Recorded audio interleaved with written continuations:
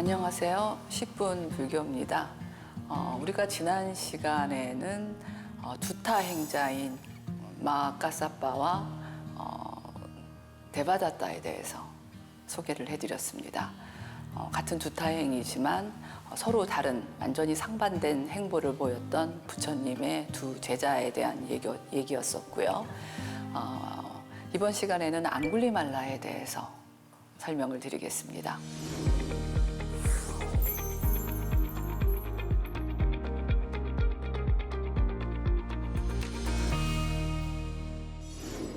앙굴리말라라는 말은요, 앙굴리라는 것은 손가락을 의미해요. 그리고 말라는 목걸이를 얘기해요. 자신이 살해한 사람들의 손가락을 모아서 목걸이를 만들었다는 얘기입니다. 얼마나 무서웠을까요? 앙굴리말라는요, 사실 준수한 브라만 사제였습니다. 그런데 스승의 잘못된 가르침으로 인해서 악행을 하게 되고 우리가 알고 있는 아주 무서운 악당이 되었던 겁니다. 사실 그 배경 스토리를 들어보면은요, 앙굴리말라는 굉장히 잘생기고 말씀드린 것처럼 준수한 그런 브라만 청년이었는데요.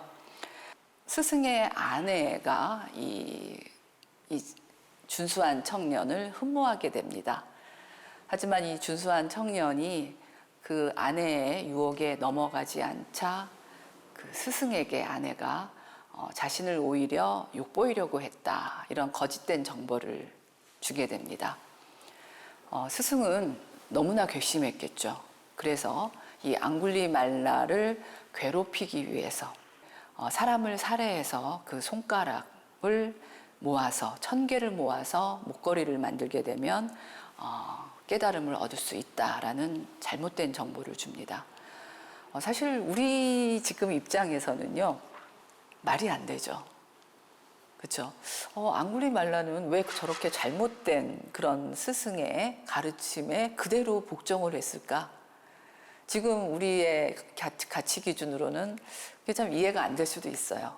그런데 그 당시 인도에서는요, 스승이 하는 말에 대해서 100% 신뢰를 하고 확신을 가지고 실행하는 것이 그 당시에는 당연한 윤리이자 관행이었습니다. 그래서 앙굴리말라는요, 정말 실행하게 됩니다. 자, 이 앙굴리말라의 스토리는 우리에게 세 가지 중요한 그런 가르침을 주는데요. 첫 번째는 뭐냐면 잘못된 가르침 견해가 얼마나 무서운가. 그렇죠? 그 잘못된 가르침에 의한 확신이 많은 사람을 해하게 되고 큰 악행을 하게 됩니다. 또 한 가지는 업에 대한 얘기를 우리가 안 할 수가 없습니다. 그렇다면 앙굴리말라가 이렇게 잘못된 가르침으로 인해서 여러 명, 많은 사람들을 살해했다면 그 업보는 어떻게 되는가? 자, 그 다음에 또 한 가지는 다시 말씀드리겠지만 이 앙굴리말라 경이요, 사실 동남아 불교에서는 굉장히 많이 암송되고 굉장히 많이 그 일반인들에게 그 도움을 주는 경우로 알려져 있습니다. 예, 뭐냐 하면은요, 앙굴리말라는요, 숲속에서 다른 날과 마찬가지로 살해할 누군가를 기다리게 됩니다. 한때 부처님께서는 이 앙굴리말라에 대한 소문을 들으시고 직접 교화하시기 위해서 앙굴리말라가 출몰하는 곳으로 직접 걸어가셨습니다. 앙굴리말라는 부처님인지 몰랐겠죠. 모르고 막 쫓아가는데 거리가 좁혀지지 않는 거예요. 그래서 계속 멈춰라 멈춰라 하고 쫓아가는데 부처님께서 나는 멈췄다. 그런데 너는 계속 멈추지 않고 뛰고 있는구나. 네가 멈춰라. 이런 말씀을 하시게 된 거죠. 결국 앙굴리말라는 부처님의 제자가 됩니다. 그리고 자신이 이때까지 지은 죄를 참회하게 되고 열심히 수행을 하게 됩니다. 앙굴리말라가 이제 부처님께 귀의하고 나서 이제 마을에 나갔다가 어떤 산모가 출산하는 그런 장면을 목격하게 돼요. 그래서 너무 힘들어하는 그 고통스러운 장면을 봤는데요. 또 출산한 아기가 기형아로 태어난 것을 알게 됩니다.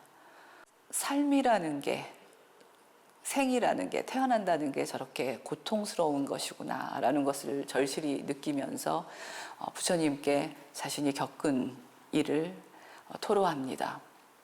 그리고 진정으로 그 산모의 안위를 걱정하면서 그녀를 도와주고 싶어 하죠. 자, 그러자 부처님께서는 그런 말씀을 하세요. 앙굴리말라여, 그 여인에게 가서 누이여, 내가 태어난 이후로 의도적으로 산 생명의 목숨을 빼앗은 적이 없습니다. 이 진실로 그대가 안락하고 태아도 안락하기를 바랍니다. 라고 축원하라고 말씀을 하십니다. 자, 그런데 앙굴리말라는 출가 전에 어떤 행위를 했습니까? 사실이 아니죠.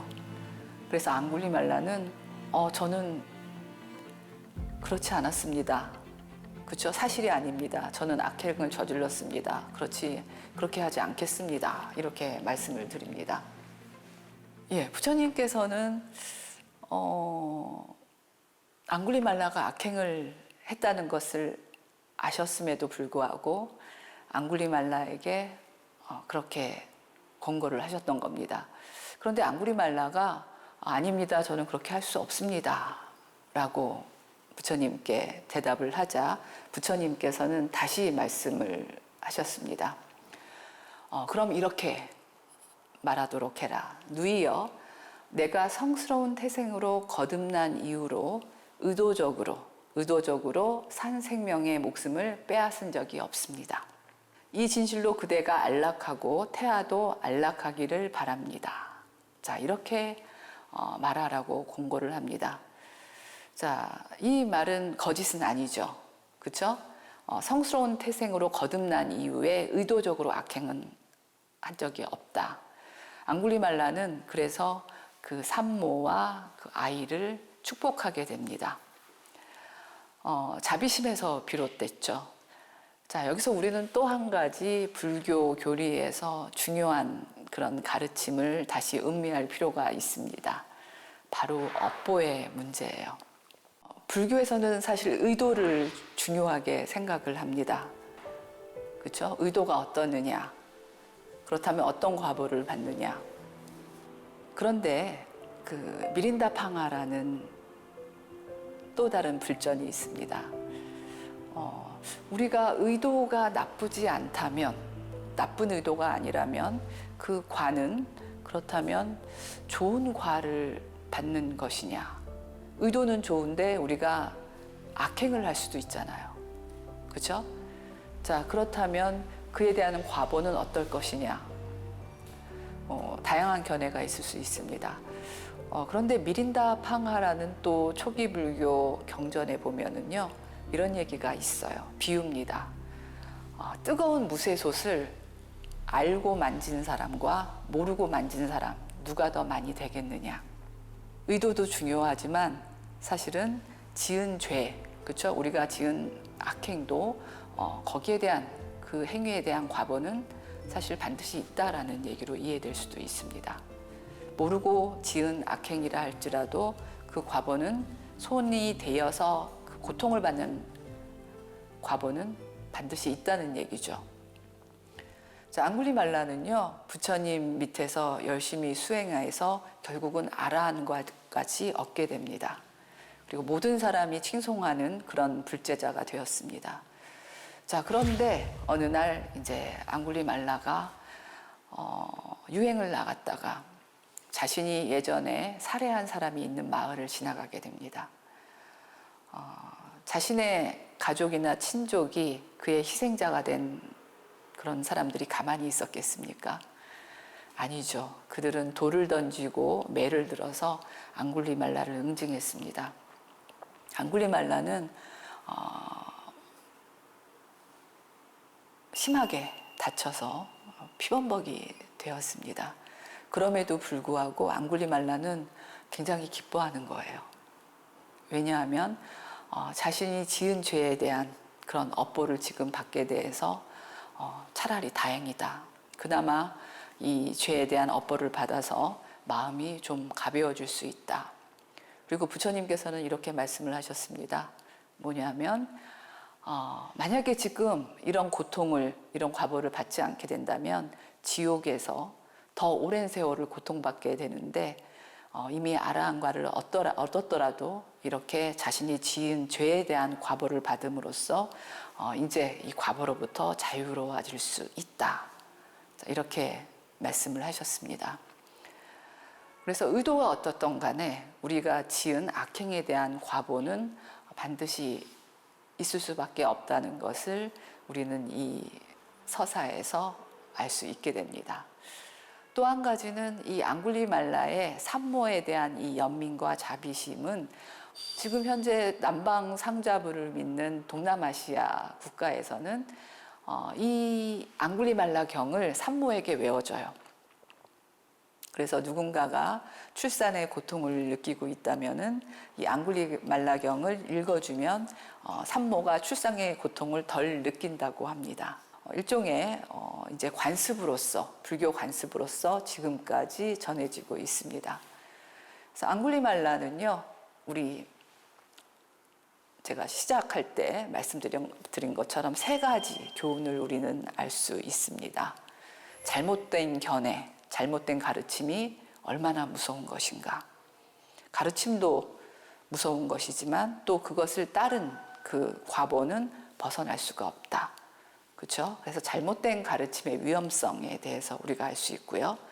두 번째는 업이라는 것은 자신이 지은 악업은 그 과보를 반드시 언젠가는 받게 되고 우리가 행한 업은 그것이 선업이든 악업이든 반드시 우리는 그것을 받을 수밖에 없다. 앙굴리말라의 그 산모와 그다음에 새로 태어난 아기에 대한 자비심과 축원의 마음은 굉장히 감동적이었던 것 같아요. 그래서 이 니까야의 가르침을 수지하고 알고 있는 많은 남방 상좌부 계통의 동남아 국가에서는 산모가 아파할 때 이 경을 염송해 준다고 합니다. 그래서 여러분들도 혹시 주변에 가까운 친지 가운데 산통을 느끼거나, 그렇죠? 산일이 가까워지는 그런 분들이 계시다면 앙굴리말라경을 독송해 주신다거나 아니면 한번 읽어보라고 권해준다면 도움이 될 수도 있지 않을까, 그런 생각을 해봅니다. 여기서 10분 불교 오늘 앙굴리말라에 대한 소개를 마치도록 하겠습니다. 감사합니다.